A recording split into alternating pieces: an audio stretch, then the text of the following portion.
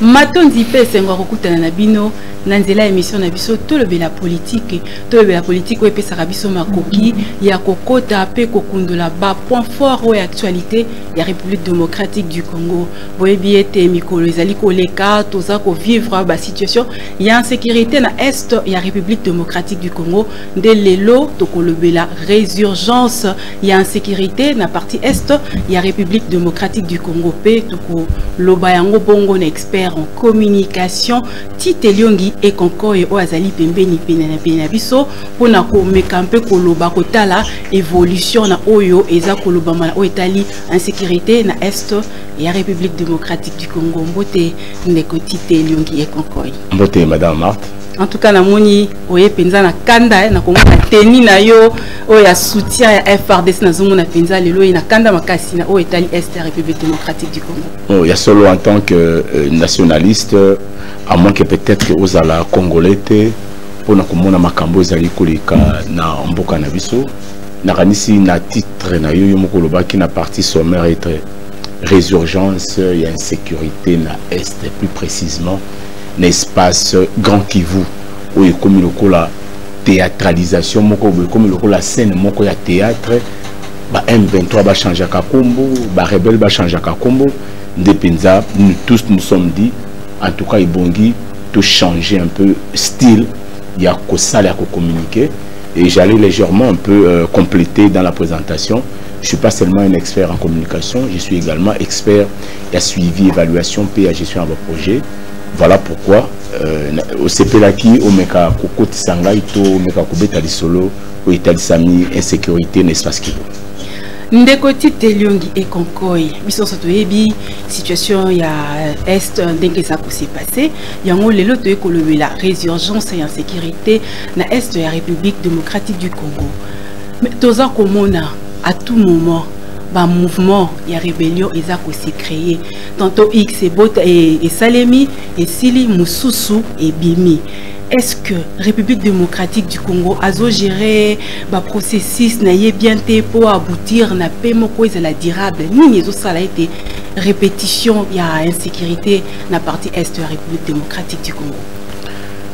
Madame journaliste Mutuna nous tout les a passé hein les a Mutuna PTT c'est-à-dire Mutuna qu'est-ce qu'il faut pour que République démocratique du Congo aille bapena na quoi adopter ou bien cause attitude nini. Quel est ce texte qui peut permettre aux Congolais pour vraiment macambo et insécurité ici là. On constate d'abord que le gouvernement où nous se connaître depuis le départ de Mobutu. Regardez comment le président Mobutu Akendaki, il est parti à Minduki par la rébellion. Et pour cette rébellion, on avait utilisé une fenêtre en Oueza, espace Wana à Kiv. Et aussi longtemps que couloir Wana, on a définir la relation diplomatique ya malongate. Maman attend vous avez sur la relation diplomatique. La diplomatie est la relation. La relation au État est la relation intérêt. Attendons mon akaba Rwanda n'eng bazana baibike Congo azan na ba ressources moko ya mabele. O nzambe pendanda kinela. Natang batbazo c'est na colton koto nzamba ya créé na or. Natang batbazo créé na ba or nzamba créé lithium. Donc ba événement ko ya minene lokola ya ba batterie électrique. La plupart y a réserve stratégique ya monde. Babi RDC ndazana. Et nangambo na bango soye ça bango kwa zwa. Et ça quoi haine. Et voilà pourquoi on a tout dit que des relations diplomatiques et la RDC et Monga qui a la première des choses, ce sont des partenaires, mais des partenaires mon sûreté. Nous avons connu des accords de paix ici. La RDC a signé plusieurs Nabangwana, des ententes de paix. Mais vous constatez que Nasuka, ils ne sont pas de bonne foi. Et le coup de la bonne foi, République démocratique du Congo, il fallait anticiper déjà, c'est-à-dire à travailler une avance au Bawarana français qui veut la paix, prépare la guerre. Dans la terre de Baka, Siris, Bakam, Parabellum. qui veut la paix prépare la guerre. C'est-à-dire, c'est dans la situation de paix, le moment de paix, que Mboka et Bongi aient préparer une éducation morale, qu'on préparer un arsenal militaire, qu'on préparer sens diplomatique. Il y a un autre été, pour répondre à ces concernés, gestion, il y a suivi à l'accord. Il y a eu des accords cadres. Tout ça même un mécanisme pour éviter que pays tel est côté la pays tel. Nous avons constaté que utiliser toujours des moyens mon couple. Lorsque le gouvernement Mobutu Kei nous a à côté na armes, na ba Rwandais, nous était faible. Au moni ba Rwandais on a ba comment qui la capacité ba na Kinshasa ni tété ko la mukaya ba Kinois. Un message qui en place une communication patriotique. Je parle de la communication patriotique. Il y a une communication qui est ma sécurité, ma sécurité. Dans ma sécurité, c'est ma dictature. Je le parle dans la communication. Si vous estimez que dans la communication, vous aurez votre liberté, c'est en temps de paix. En temps de guerre, tout le monde est appelé à regarder autour de la paix, à regarder autour de limiter la cohésion. Nous devons d'abord récupérer le territoire. Lelo oyo Congo na zone na lobby nous a yé amené libiso banyamlé. Baza bande na biso. Je ne peux pas dire que bande na biso. Ce sont également nos frères. Et ça tribu partagé na ngambu na ngambu. Mais ce sont les gens quand ils viennent bazo ko imposer bino que minorité na bango faisait la minorité moko spéciale. Mais alors que nous avons des pygmées, baba minoritaire. Alors que tu as ba kusu, baza minoritaire. Alors que tu as ba bafasende, baza militaire. Baza minoritaire. Donc nous sommes na maman diversité à RDC et bon mi peut ba ko comprendre on ndenga malonga. On a discuté mais dans régime et côté na ndenga pété et déranger biso. Avec l'avènement à Kabila à connaître le même problème. Mais il faut intensifier. Et dans le régime, il y a le président Félix Akoti, il fallait qu'on rebondisse dans la même lancée. Il s'est avéré que le président Tshisekedi a relassé. Il considère ces Rwandais-là comme réellement vraiment les frères. Il a de bonnes intentions à Félix Tshisekedi. Motema malamu. Mais côté na côté la motema malamu wana. Na côté la kibonde wana. Président de la République Alinga Kalakisa na bande kunabiso ba Rwanda. Mais kasi toute la nanu pété République démocratique du Congo a mis ba preuve à la kisi na monde mupimba été que Rwanda ndeza ko soutenir ba bitumba nyoso wana eza koleka eza kotungisa bande kunabiso ya République démocratique du Congo plus précisément na est. Siko yebisa biso vraiment est-ce que il faut poser la lisusu il faut République démocratique du Congo peut agir non parce que ça n'a pas preuve et même si il faut agir à quoi agir na équipement nini na si maman il y a un principe moko na toi balobaka il faut pas être toi-même jugé parti. C'est pourquoi moi légèrement je soutiens légèrement l'action peut-être du gouvernement. Oui biso ki mutalibou makoti na ndako na yo ou bien en toilette ou bien au sukola mutalibou makoti équipement de on ne veut pas savoir. Il y a des moments c'est connu qu'il est fou. Mais donc, en matière de diplomatie, la RDC, oui, nous sommes en train de réagir. Mais comment sentir que le pays a sous embargo? Les Rwanda, Azana, Biloko Moko Mibala à Tambola. Ce qui a la boussole, il y a des gens Azwaka appuie. Il y a des multinationaux. Il y a des gens qui Rwanda. Azana Coltonte. Mboka Rwanda. Azakana Orte. Mais Azak premier producteur. Est-ce que vous comprenez? Est-ce qu'il n'existe pas une justice que le minéraux du sang? Il y a autre chose que Congo n'attend à mon ami la preuve. C'est un élément très important pour nous relaxer dans le monde entier que l'ère de faire la paix dans le monde est connue. Ce n'est plus le moment pour faire parler d'armes.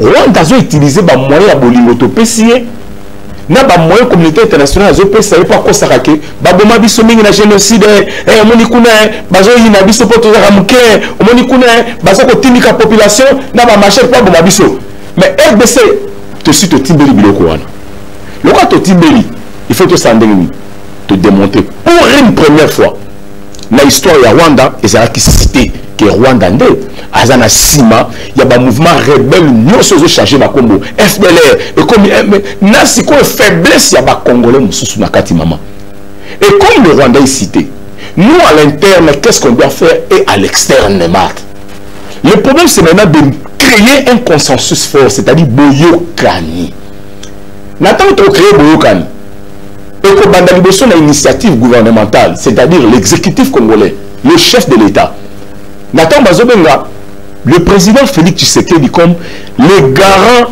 il y a un bon fonctionnement, c'est-à-dire c'est lui qui est tenté de garantir, à zo battre l'ango, à zo assurer l'ango. Et c'est que le commissaire garant pour amoni la tout. Le garant c'est pratiquement un arbitre, un régulateur. Et si quand on a question bloqué, non, il faut s'avancer vers Bandekotel. Tout ce qui est différent parce que Munguna Koti, Munguna Koti n'a pas intention ma vie.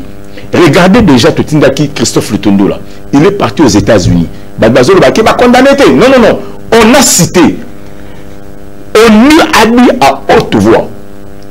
Le roi passant ici. Il a placé quelques mots. Nous avons vu les images de la Tinda sur l'hôpital Yapand. Parce que la reine a pleuré. Reine a Lili. Mais de côté, Koloba à haute voix. Kolela ya reine.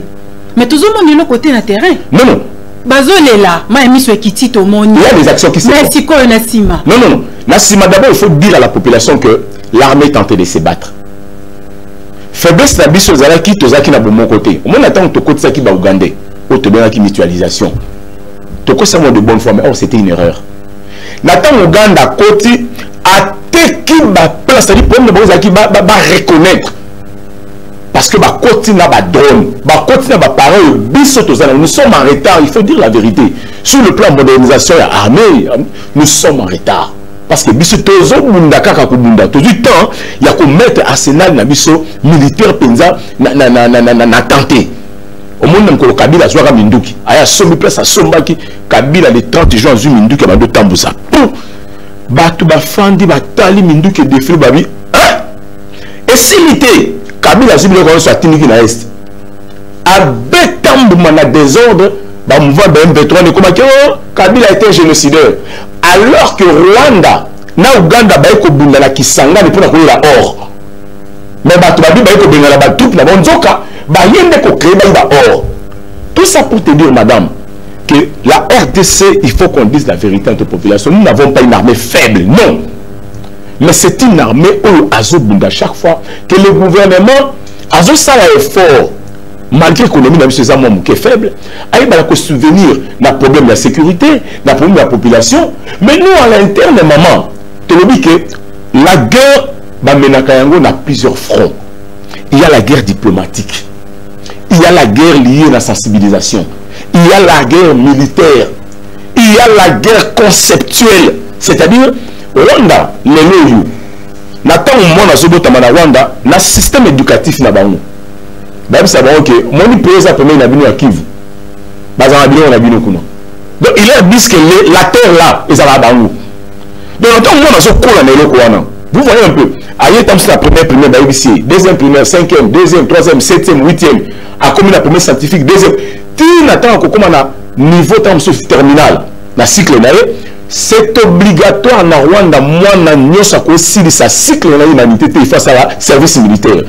Au Babylone, le service militaire, c'est là où on est tenté d'inculquer la population un comportement. Quand je dis inculquer, c'est-à-dire tu lui dis une chose en répétant souvent, c'est-à-dire au quotidien, c'est comme une culture. Alors que nous n'avons pas encore cette culture. Biso a la culture politique, après 5 ans, il faut la constater sur la salabi. À l'heure actuelle, nous ne pouvons pas permettre à ce que les partis politiques brandir contre l'action humanitaire au RDC Force Anango. C'est-à-dire, nous avons tous une vision commune que le pays est en guerre. Nathan Balobi, population et même ceux qui gèrent, On remarque que maman est au souvent faiblesse. Même la taille le mal bamouké. Et ça la quand Batbazo qui est tout ça nous monter peut-être des procès contre nous. Batbazo on a procès bami qu'on attend sous na conseil de na cour ya juridiction moko faut makanga matata. Mais alors que nous avons justice paye koki ko katate pour bitumbezali mais justice peut continuer ça comme ça. Batbazo le bango non. Na principe moko adage clé na droit.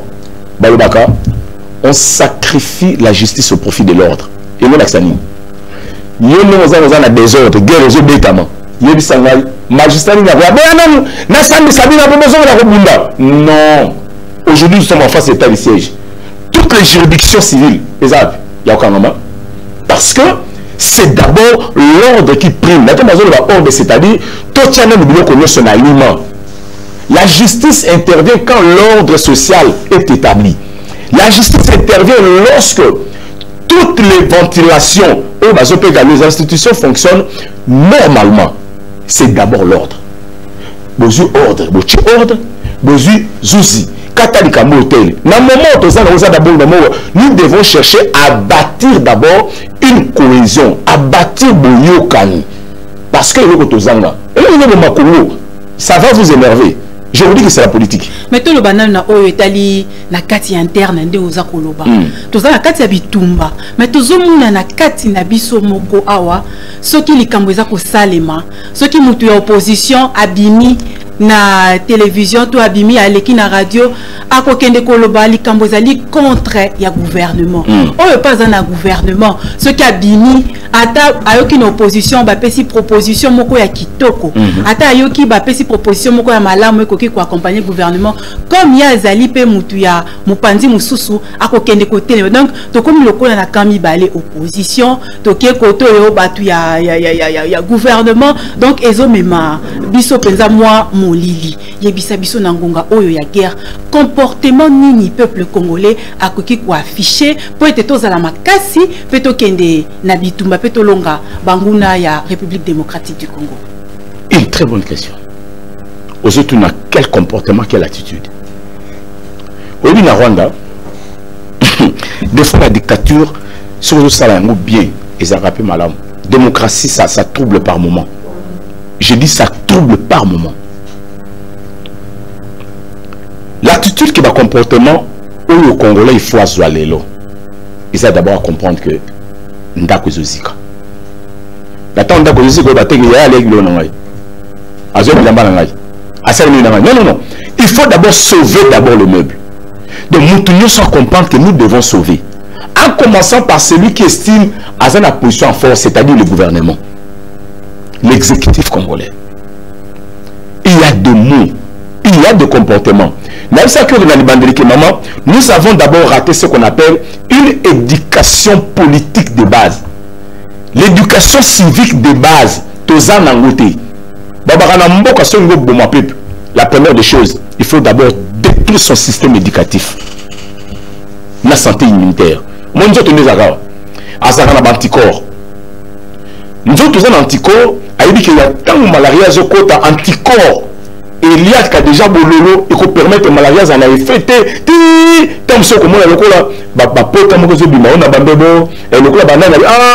Ça sont des symptômes, il y a fièvre. En tout cas, anticorps à Bundaki. Mais chez nous, l'anticorps est sensiblement détruit par l'homme congolais lui-même. C'est-à-dire, enseignement, l'enseignement de base, l'enseignement de base, Tokotangi Sabana Nini, Napoléon Bonaparte, Guillaume le Conquérant. C'est-à-dire, quelque chose que l'enfant ne va pas se retrouver avec ça.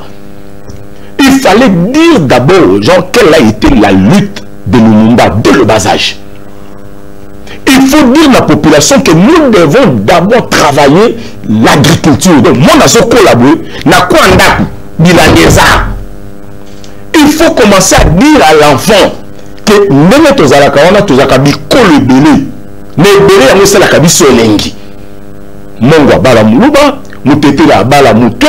tu vois cette diversité-là, c'est ça la richesse et la force d'un pays.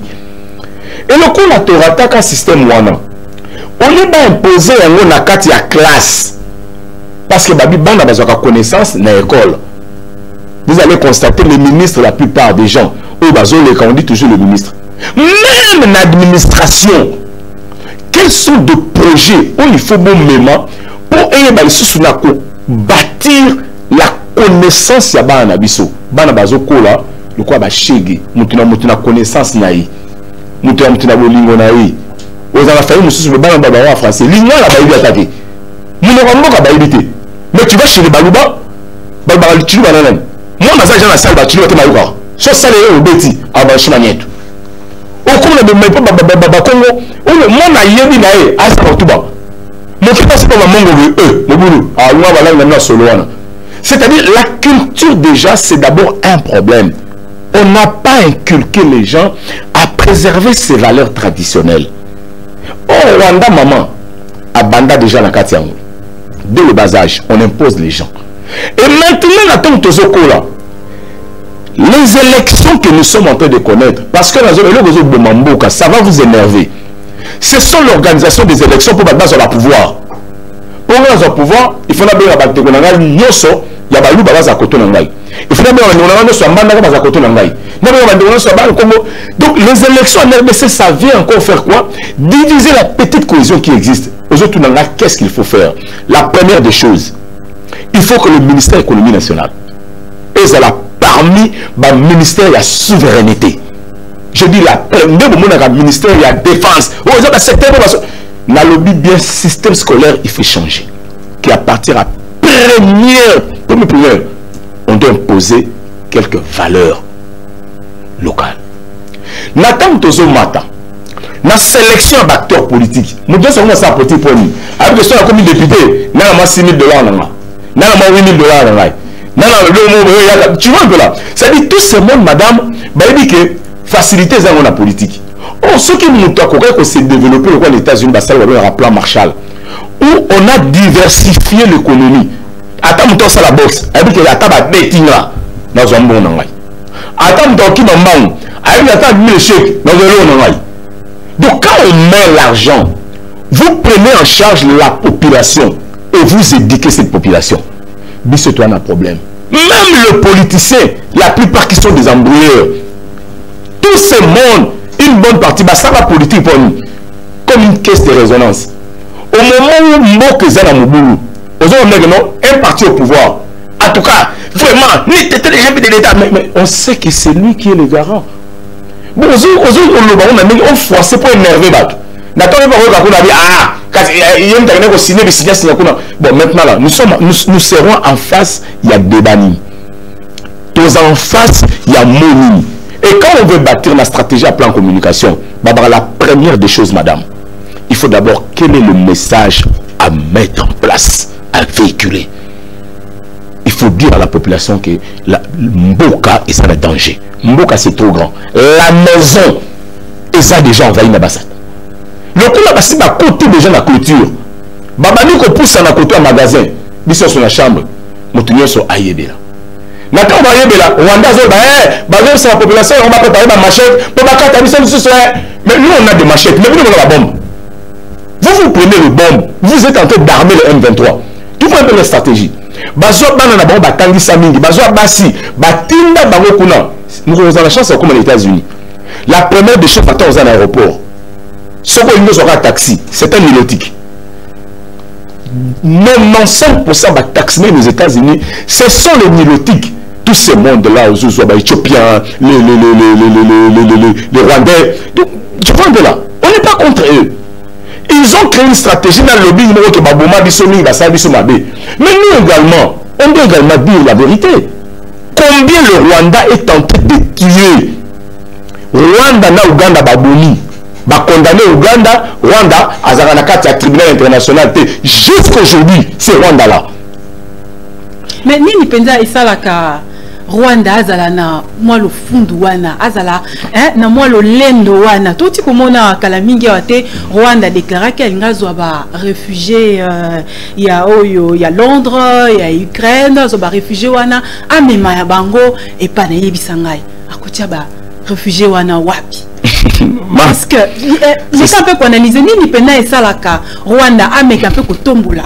moi ma paix aza cause audace wana et le koni makasi ya Rwanda makasi ya Rwanda ezani makasi ya Rwanda za stratège omoni babara guerre eza rapé stratégique Rwanda yebi kana mboka muke ayebi na ye à comprendre problème il y a parlement problème il y a peuple anglais problème à Londres ezali population à côté là est belé na Syrie bon ba kima guerre population à kima guerre ya Iran à Kenda kuna population à kima guerre à Irak à Kenda et peuple wana azo déranger ba autochtone c'est-à-dire ba kolomboka qu'est-ce qu'il faut il faut trouver une zone de manière que alors Rwanda profiter à sali projet wana à passer le gouvernement babinga na besoin botindira bango bino mo faire na bino à l'aise à côté bango wapi c'est pourquoi nous disons que c'est déjà un danger.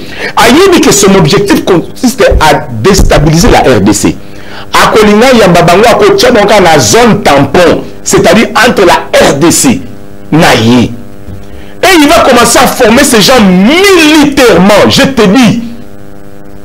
Comment ça fait que je ne suis pas contre le peuple arabe, franchement. Mais je parle sur cette capacité, le courage. On des fois Barab Azaranayango. La plupart Bazabana Mikel Bakima. Quand il va les prendre, il les forme comme des terroristes. C'est-à-dire pour qu'ils fassent de quoi de la RDC. Parce qu'Azana il se passe. Azana m'a belé. Donc le Rwanda, sa force est à mettre en place une stratégie. Dans sa stratégie, Azo réfléchir que quand on a Tindi Bassi, quand on a infiltré Batou, Makassa Rwanda Nazo Bissau. Songi confusion. Les dessous des cartes à Yangoui. Et je l'ai dit à haute voix, je n'ai pas peur. Pour le Congo, on ne va plus continuer à reculer. Nathan le Rwanda Zobé Tabako pour la Libanda. Nous également, nous devons utiliser les ressources Nyosutozanango. C'est ça la faiblesse à RDC.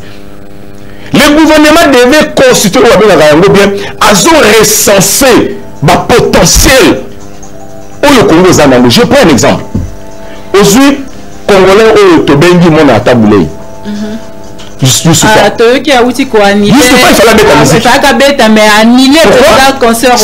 un acte important. Ce sont des ambassadeurs, il y a facture, il y a l'icolo, il y a terre l'icolo. Le message est passé que nous ne sommes pas d'accord. Tu vois un peu là. Si au moins tu as un ambassadeur combien? Aujourd'hui, tu vas mettre James as ambassadeur. Tu as le Kinaï as ambassadeur. Tu as Kofi Olomide as ambassadeur. Tu as Jean-Claude Van Damme as ambassadeur. La potentialité, nous sommes les atouts qu'on nous a avec une chanson, avec une lobbying, que jusqu'à combien de morts pour moi que RDC a besoin à payer. Pourquoi cette injustice Nicolo? Lorsque nous allons maintenant placer une stratégie à communication active, le gouvernement doit recenser un grand travail. Nous les experts, il y a un projet. Avant tout ça, tu identifies les problèmes. Il y a des éléments de manière que et faciliter atteindre l'objectif. Nous allons utiliser Bassina. Nous allons utiliser moi, Nini Bazalaka Nayango, alors que la Rwanda, on ne peut pas organiser les élections transparentes et démocratiques. Parce que ceux qui sont en Rwanda, nous voit mon minoritaire, où tu vas pouvoir. Donc il faut qu'on soit dans l'élection, c'est la communauté internationale. La communauté, il y a Congolais, il faut d'abord abattre la carte maman ou un consensus. Toyokana. N'attends pas ça la loi. N'attends le gouvernement ça va forcer la loi monsieur. Et c'est un peu sa candidat. Au sein de la loi électorale que les gens ne sont pas d'accord. Batrabini. Mais au sein de la présidente Bahati, ils insister dans Bosso. Tout ça sont des ennemis. Bien. Ce sont des comportements qui dérangent l'action et l'unité. Le président Tshisekedi n'a pas besoin de Bababiorawi. Ce sont des gens, il faut les pénaliser. En haute voix, je te dis que les deux personnalités, ils ne facilitent en rien le chef de l'État. Moins encore le Congo. Parce qu'on ne travaille aussi pas pour Félix. On travaille pour le Congo, mais parce que Dieu nous a donné Félix comme qui notre président, c'est-à-dire guide. Le guide doit comprendre avec qui faire l'affaire. Aujourd'hui, quand on a maman. On a pas nommé juge dans la Cour constitutionnelle. Baswani. pour dire qu'ils sont là pour leurs intérêts, pas pour la RDC. Donc il a fallu qu'un chef de l'État aille pour papa mi colonie balou. Il fallait que le chef de l'État revienne. Nous sommes au milieu de l'opposition. L'opposition, on attend proposition de Kitoko. Oh non, on doit sanctionner le Rwanda. J'attends que la Mouka nous dise que le peuple congolais, au-delà de notre marche, quel est un autre comportement que nous devons afficher pour que, non pas seulement la communauté internationale à comprendre, mais que la communauté interne a opté jusqu'à ce que Bounaga nous bandi on a bakubima. Tu vois un peu là. Donc comme les gens n'ont pas encore cette culture de nous amener vers le développement, vers l'unité, les Rwandais maintenant ont utilisé la stratégie parce que Baza Moko. Ils sont un. Mais la stratégie au Rwanda, Kobimisa et Belewana, ni la République démocratique du Congo a créé une stratégie, a infiltré les militaires à côté ici, ni la République démocratique du Congo à Sala. Kaka Rwanda infiltré la Rwanda, mais ni les la République démocratique. Tout ça qui projet au moment en 2014, fraîchement, on a été au Bimapinza na Makina Bisso, quand je sortais pratiquement fraîchement vraiment l'université de en France. Nathan Toye, j'ai développé un projet. Peut-être les gens m'avaient très mal compris. Comment renforcer notre système de sécurité à travers la communication? Quelle communication mettre en place? Au moins, le service d'intelligence comme ANER. D'abord, on a un moyen que tout est. ANER au monde. L'ANER fonctionne avec quel budget? Ah, la budget. Au coup, on a bois. Mais on a convoqué une fois. Nous devons convoquer il est intelligent. Mais il n'a pas de moyens nécessaires pour faire son travail. À l'époque où j'étais directeur général, il y a Télémogo TVS1. Voilà, on nous a dit, oh oui, mais moi je crois que tu allais vraiment m'apporter des éléments tel, prochainement. Donc, on peut démontrer que journaliste est tel ou bien la chaîne telle. Vous comprenez un peu? Un problème sérieux a mis à niveau le système Nabango.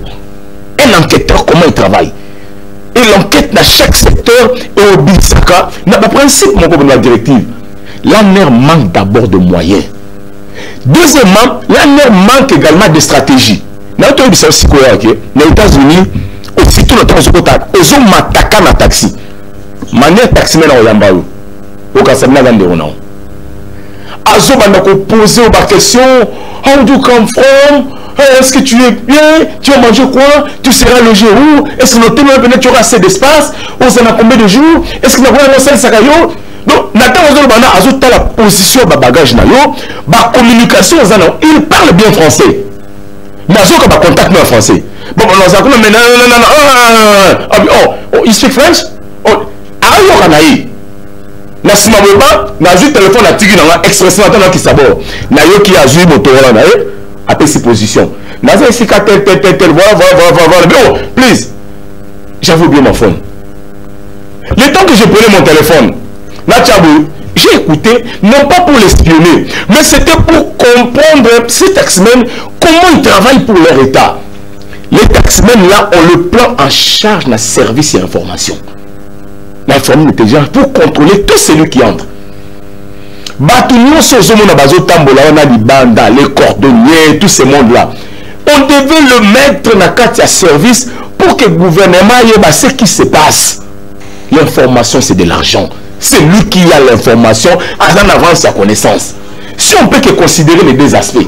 Nalibanda, quand vous envoyez les étudiants, ces étudiants-là, vous les avez formés. Otozi bourse mo ototi na étudiant en 4 catégories ozi ba la maman na yo ozi ba noko na yo ozi ba cousin na yo ozi ba makawo na samisi tata yo wana kuna. Mais est-ce que madame vous avez eu le temps de former? Parce que tous les Chinois qu'on envoyait dans des pays où ils allaient organiser des pays émergents, c'était pour balayer la technologie et qui ne quoi adapter. Aujourd'hui la Chine n'en parle plus. Ils ont des réserves stratégiques. Pourquoi? Parce qu'ils ont commencé d'abord à mettre en place une politique de communication. Cette communication est peu sabatouba qui ne peut espionner la connaissance. Après Bayanango. Aujourd'hui, la Chine a une base dans la Corne et l'Afrique. Pourquoi? Parce que nous avons des matières premières dans les pays où ils ont gagné le marché. chaque jour sur le vers le canal de Suez, les pirates Batarango. Non. Pour faire face à cela, nous devons mettre quoi? Une représentation militaire dans un coin. Que Moukolo va attaquer bateau, nos drones vont sillonner. Mais nous ici, nos discussions c'est d'abord sur la politique. Partiwana, y était, on m'a dit, je suis désolé. Ce n'est pas le moment de parler de Tshilombo, de parler de Martin Fayulu ou de Kabila. C'est le moment de parler du Congo. Et que le chef de l'État qui a compris que le pays est menacé, il doit maintenant aller à place à Zali. Félix doit aller vers tous les Congolais. Donc sur ce patriotique, ça doit commencer par lui.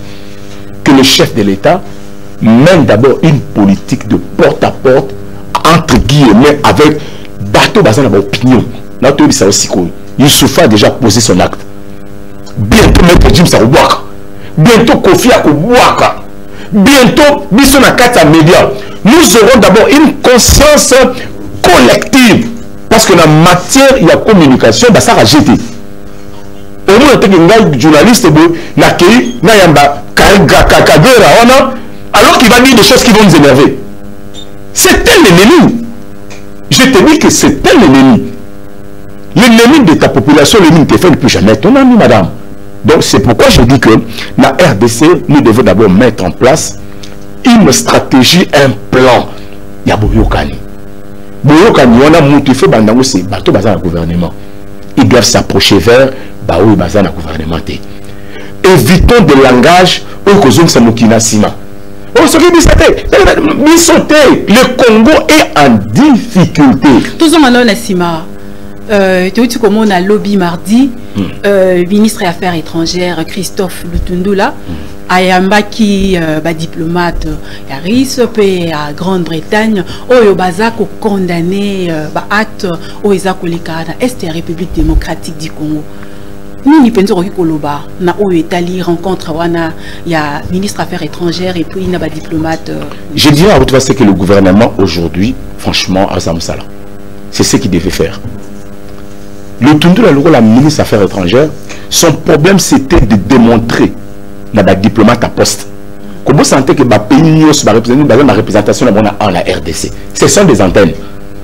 L'ambassadeur américain n'attend la tuer département américain pour une première fois. On va protecteur Yananit. Yakarani. Tuer département Mobimba Sénat et réagir pour la cité de Rwanda.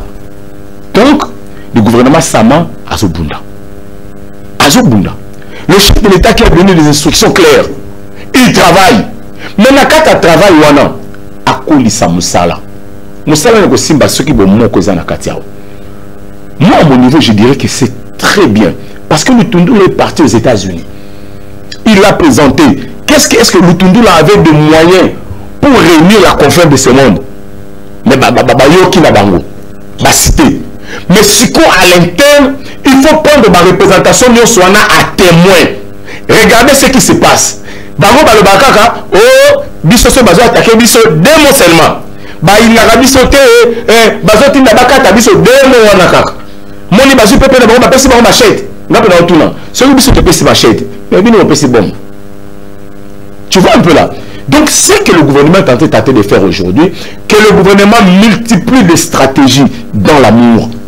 Des stratégies et ça l'a vraiment mis ensemble pour que non pas seulement peuple a accompagné, mais peuple a yéba. Dernièrement, je suis en train d'aimer stratégie dans un domaine aussi très sensible comme l'armée, la défense. Mais vous avez des porte-paroles militaires. Tournez aux États-Unis. Aucun pays d'Afrique n'arrive à faire ça. Parce que le problème lié à la sécurité, lié à un problème très sensible. Mais ici, on arrive quand même à dire à la population que oui, Bunagana et Kenda qui depuis lundi Natongo. On a demandé l'armée va reculer. Sûrement quand on recule, attention, on va reculer pour mieux sauter. Donc, des stratégies militaires à Zongi, offensive de Sandrini, on a été trahi. Nakuno, on a Ouganda Zakak. Donc, on a Ouganda Sali. Peut-être que l'armée veut encore contourner encore davantage, à boucler. Comme ça, tout si ça m'a solo. Et je crois que, quand on a question posée, makambo oyo ndeko Lutundu la Zosala na ensemble ba Congolais les lois qui na koma les gens ont marché tout l'aéroport ni tété police salté ndako beta bani batanga ba kota wana. Ce sont des signaux forts et à l'interne nous devons multiplier des actions na kata ba ambassade nyonso wana bayaka ko fanda wate hypocrisie au bango bazo sala. Comment expliquer un grand pays comme les États-Unis qui a le moyen et l'équipe à tout nyonso pour aller ba eloko États-Unis ont agence combien Indiaï, iFace, Azanabi et USAID. Les États-Unis ont combien d'agences? Tu crois qu'il faut qu'à Lutundu là que nous refundons? Mais est-ce qu'il faut que tu contactes sous na bango? Tu sais la bango baya kabasa la. Non. Il faut que biso. On doit anticiper. Très bien maman. C'est-à-dire que les gens sont au Yékolit. Na biso to Yékolaki. Pour nous se tendre la politique. Baya kaka bandimi. Madame, bandimi la vérité. Est-ce qu'il faut que causer la diplomatie mais nasima et so même biso ne loko. On avait d'abord raté, na biso ko bien libandeli que la RDC c'est un pays qui avait manqué décollage nango. Parce que ma politique, bah, sur une élection. Bah, oh non, c'est quand il faut qu'on reconnaisse. On n'oublie pas que tout ça, on a programme il y a 10 ans, il faut tout payer ça. On ne vous dit pas que tu as un programme 5 ans, tout ça là, usine Mobimba, oh il y a lithium, usine de transformation. On ne parle pas de développement.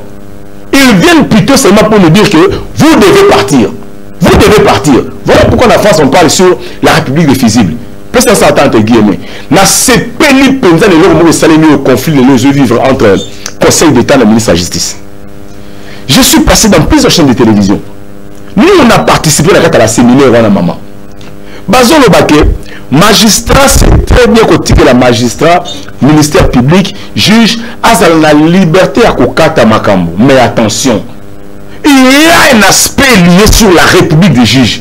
En tant qu'humain, magistrat comme la mouvement de monsieur ça na conseil d'état c'est moi ba député basa 21 18 ba voter gouverneur 3 wana ba d'accord pour la conseil d'état ba sur soir ba ko tia moto pour la qui na 3 oh il y avait des soupçons de corruption. Est-ce que vous imaginez? Donc je ne suis pas complètement contre le conseil d'état, mais nous sommes en train de lire les faits que il fallait ministre de la justice comme c'est lui où Azali ko incarner politique pénale où le président de la République a établir avec Yango. Mais de l'autre côté, nous sommes en face de Banani.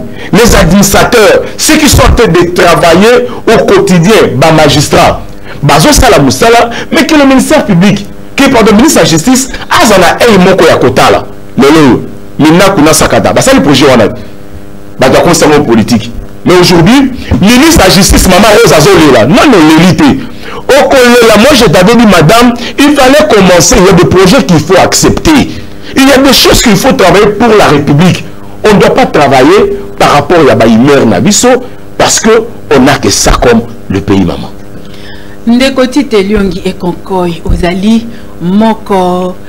Mopanzi sango na kati ya République démocratique du Congo to betana nuli solo na oyo etali plan ya communication na période oyo tozo kende nango période ya guerre oza koleka na est ya République démocratique du Congo. Selon vous pona yo type nini vraiment ya communication oyo République démocratique du Congo akoki ko adopter awa na externe comme na interne na o etali guerre au Ezakolika na Est la République démocratique du Congo. Maman, dans service de monitoring, j'avais, je n'ai pas l'habitude de tweeter, mais j'avais quand même fait quelques observations, quelques rapports.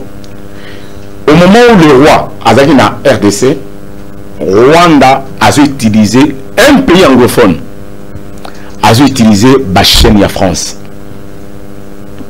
Tu comprends un peu? Le Rwanda n'a pas l'habitude de communiquer ces histoires.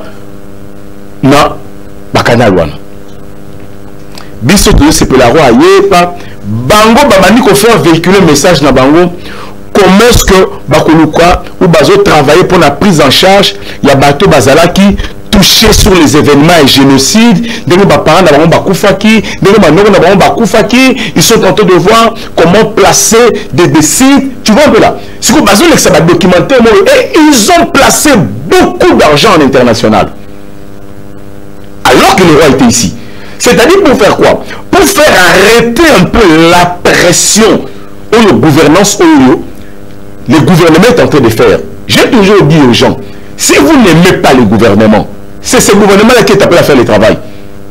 Vous comprenez?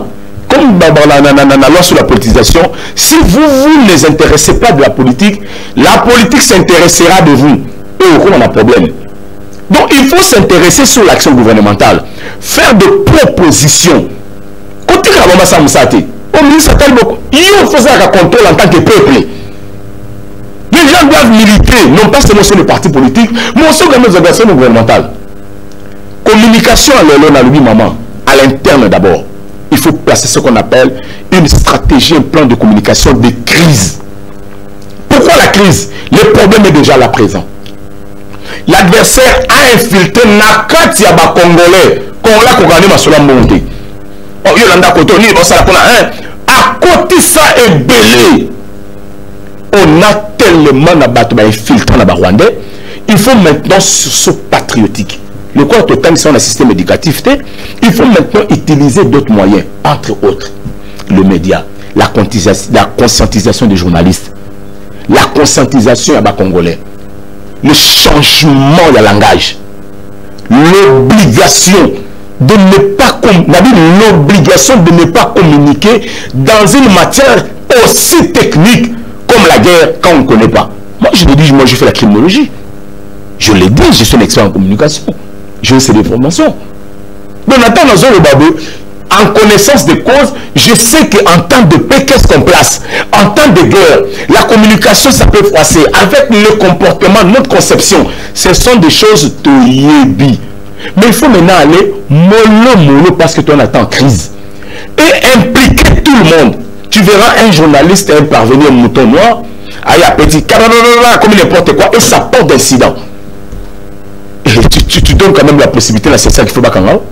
Toujours comme on a sous-cadé papi fa la scène signe déjà que ba mit la mission déjà aussi la main donc ceux qui saboité aux aliments ko ba pandi sango yebisa biso vraiment na oyo tozo mona mikolo na ba etando iketo minene tozo mona mutu nyonso akomi analyste politique mutu nyonso azoleka palo ba oyo ya azokanisa ye expert ye boy na état de guerre ozomona te ke mo ba dérapage wana na niveau ya presse to le bela mingi na niveau ya presse po batu mingi baza sur internet batu mingi nde tozo baza liboso ya ba écran na biso pona kolanda ba analyse na biso mingi baza na ba radio na ba mituka na ba bureau pona kolanda mais na ngonga oyo tozali ngo zangonga moko un peu difficile po toza na état de guerre mais siko c'est sac UNPC bango nyonso na minute oyo nini pina ba ko sala pour un peu ko zongisa ko meka un peu ko bongisa na o etali communication na biso na état na ngonga o ya guerre. Le grand problème maman na République démocratique du Congo, c'est plutôt l'héritage que Kabila Mobutu appelle ça ribiso, la liberté de la presse, la liberté d'opinion, ce n'est pas le libertinage. On peut avoir 250, 300 chaînes à télévision, mais le régulateur doit faire un travail. Aujourd'hui, je vais te poser une question. Rien que même pour antenne nayo, le ministre devait sanctionner à travers ce qu'on appelle un document récépissé. Il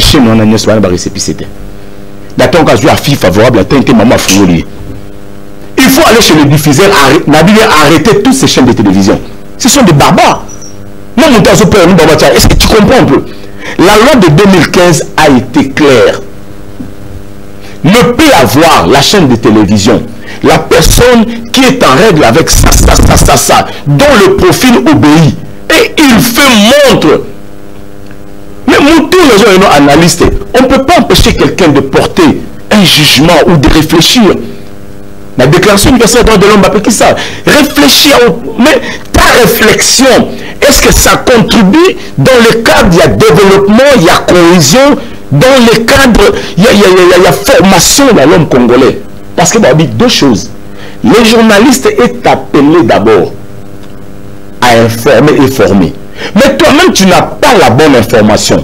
Toi-même, tu n'es pas formé. Voilà pourquoi ceux qui n'ont pas l'information déforment la population. D'où il faudra que les régulateurs placent le mécanisme nécessaire pour la cocaraba assassin. On met des assassins à la télévision. Il dit des choses qu'il ne connaît pas.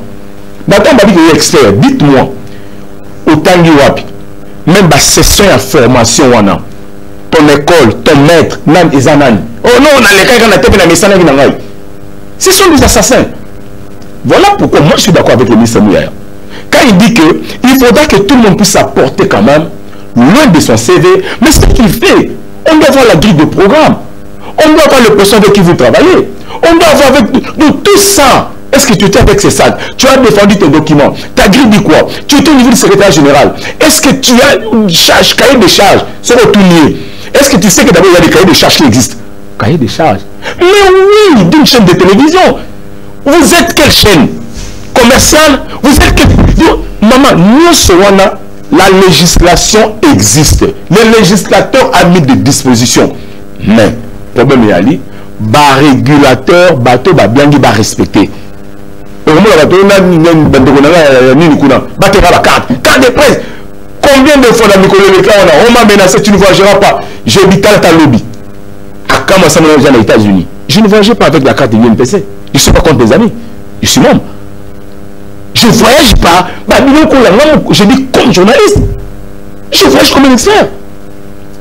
On a eu la chance de travailler dans plusieurs structures ici financées par la Banque mondiale, financées par le gouvernement congolais. Toutes ces formations-là, et Monisco est servi pour la nani. Mais les loups te commis na banane à Liboso. Te commis na babomi, batomboki. Natango ailleurs, avec les lots, nasla melelo masanga. Pour les réseaux sociaux et ses côtés. D'où le gouvernement doit réglementer. Et on connaît bateau nier ce bazali pour alimenter les réseaux. On tient devant nani.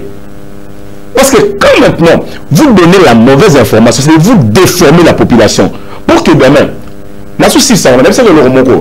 Babi, il y a deux choses, trois choses pour détruire une nation. La première des choses, c'est d'abord l'éducation. Quand la nation n'est pas bien éduquée, quand le système scolaire n'est pas bien orienté, on va toujours formé, lobby. La deuxième des choses, quand le service sanitaire, l'accès, il y a des services sanitaires dans la population, exacté, on détruit directement. Donc, la population, j'ai la idée. La durée de vie, et la troisième des choses, lorsque le peuple ne sait pas ou ne comprend pas que la sécurité de mon pays, c'est d'abord moi. Il faut qu'on aille que mon monde est à Mouneni. Mon monde est à l'hôtel. C'est une conscience de comprendre que le Congo c'est à moi. Tu sauras ce que tu es à partir des locaux Ezali. Tellement que les Congolais sont inconscients. Les locaux, quand tout le monde se réveille le matin, il s'est fait expert, il a lu un livre, il a lu tête. Mais ce qu'on a à paramètres, il ne sera pas marié pour orienter, former. Aujourd'hui, l'orientation, c'est de dire à haute voix à tout le peuple que la maison est en danger. On n'a pas le temps de voir le différent. On a le temps de regarder d'abord pour sauver le meuble. Nous tous, nous, eux à la moutoie DPS, eux à la moutoie DDC, eux à la moutoie PCC, donc tout ce monde, on la mouka, regardons d'abord que l'ennemi rwandais est entré, l'ennemi ougandais, le traître qu'on croyait notre frère est entré. D'où nous devons que Sangana, que ça le quoi Goma Basali. Ko sangana ko marché ko FCC basalaki ko sangana ko marché ko batalamba tamuzitu batambolaki ko sangana ko c'est-à-dire chaque jour bambassadeur les a visité liboso na bango kuna le sambo armée a multiplié ma stratégie pour la kobilisa bango parce que tozaka moko na kiti wana maman tozala a bazo marché kuna roulage au kamutu kamutu aux gens combien bien là. Ce sont les choses qui demandent de mobiliser. Ce sont des choses qui froissent et qui découragent.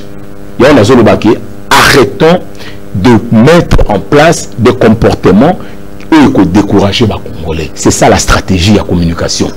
Mettons en place, identifions réellement Babiloko qui permettre de tomber ma mungongo ya RDC l'ikolo ba potentialité aux anango. Nathan Rozo Batek Anna Famille, tu es Martha journaliste. Nathan Bandi Maoteta, mais il y a des bandes tes services maintenant, ils ont bénéficié dans le Taliban pendant que la famille de ta communauté. Donc il faut d'abord croire que Jésus est de chez nous. Il y a un rendez-vous à Bethléem. Nous venons d'avoir un nouveau roi. Tant qu'Israël a retiré la comprendre que vous étiez en face d'un roi, pas c'est Israël. De la même manière, tant que la RDC ne va pas comprendre que notre force, c'est quand on sera dans l'unité. Ce n'est pas dans la division. Ce n'est pas dans la banane. Et tu verras qu'on sera vraiment un pays uni, prospère et fort. Liloba Souka, pour te clôturer, émission Nabiso pour te commis déjà dans Souka. Merci madame, tout ce que je peux vous dire, mon souhait, c'est pratiquement, c'est demander au gouvernement, à la population congolaise, dans l'opposition, le pays est en danger. Monguna Sarkoti, Bakerel Nabiso, ba division, Tocha Pembeni. To monter stratégie moko ya bomoko pour nous pousser Monguna Libanda.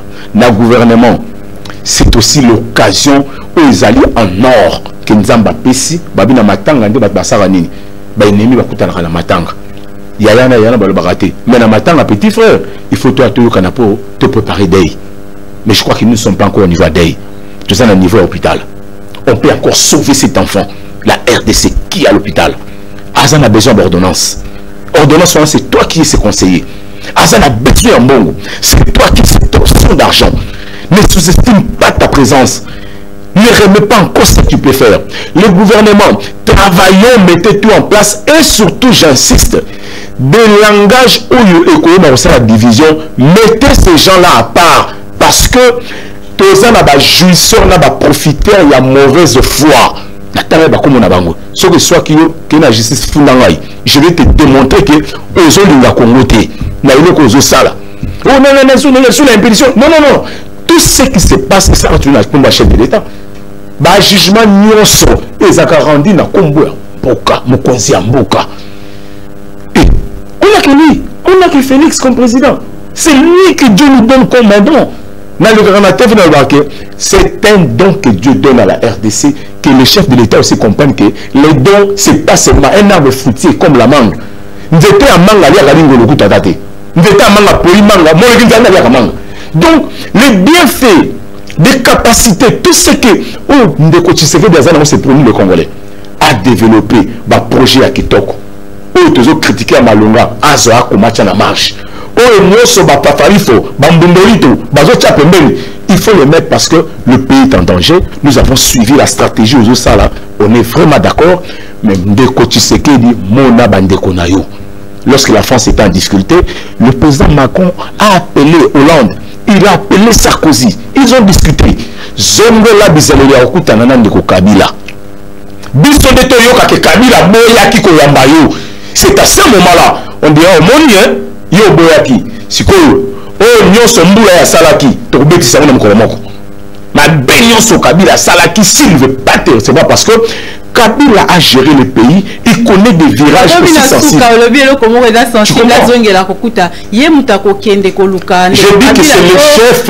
que c'est le chef, qui doit initier. Il est papa. Tu sais que c'est un papa, le père de la nation. Ce sont des options. Il y a qui toque au mot que peut ça. Azan a option de garant de la nation, président de la République, magistrat suprême, chef des états-majors, de Talamoutuma, option est belé. Ce côté Azanakanda, option de l'épexia Azanakanda. Donc, aïe bakaï tizara biloko na imnioso, yon moninga. Ce que nous avons ma bépé dans mon konzamo, on a rassomo. Mais nous avons battu une constitution, tout le monde. Et tout le monde a béton, maman. Si tu es commis à Souka, et c'est la bise, c'est un qui biso déjà, c'est là qui. Merci, Nayondeko, Tite, Lyongi, Nakondima. Invitation à biso et à Tolobe la politique. Merci, maman, na kansi zamba la Souka, te beaux arabements, la bobo ingai. Te robo ya te toko yamba o kaka. En tout cas, merci. Dans la Cancer Télévision, l'histoire de M. Zalaki qui toko, Zalaki, Penza Motuya, Pona Kosunga Bandeko Nabiso, Bazalina Est, la République démocratique du Congo, Bazak aussi, Birba injustice, na niveau ya Rwanda, pays voisin, Ezali Nangambo Kuna. Toyoki analyse, il y a Ndeko Nabiso, Tite Lyongi o lobina o etali résurgence, il y a insécurité. Bongo peto kosenga la binu nyonso baimboka ba congolais, boza la sima ya ba soda Nabiso ya mampinga Nabiso, to pesa bango makasi na koyamba bango na to soutenir bango penza makasi po ete bango pe basala musala malamu pe bandeko Nabiso ya est bazwa kinya ya libela bongo to sengi bino merci mingi peto kutani mbala ya sima.